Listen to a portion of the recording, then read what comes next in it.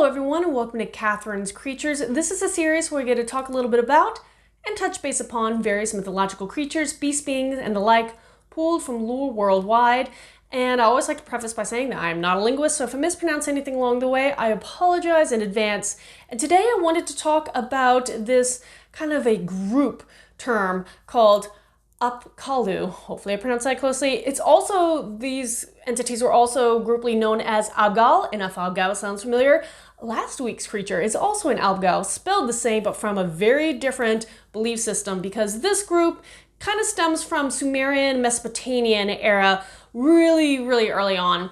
And the term Apkallu kind of was first found in translations of the cuneiform writing and was kind of referred to the idea of being wise or sage. Now, there's other kind of associations with this term, including the fact that there is a 7-group demigod conglomerate that is called jointly or known jointly as Apkallu, and they were described as being part fish, part human, sometimes even described as maybe being part bird, and they were associated with the concept of being wise or wisdom, and so together they were known also as the 7 sages.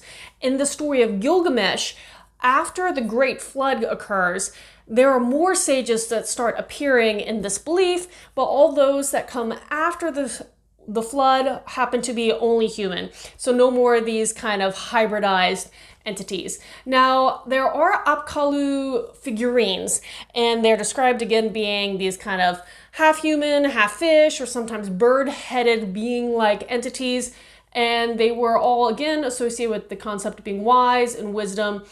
And once more, later on in history, there was an author called Berosus, and he was describing Babylon and the belief systems of Babylon. And in his written work, he talks about the Apkallu and saying that they were these fishmen-like beings that were sent by the gods to impart knowledge onto humanity. So in all the stories pretty much that I found, the Apkallu are these beneficial entities, and they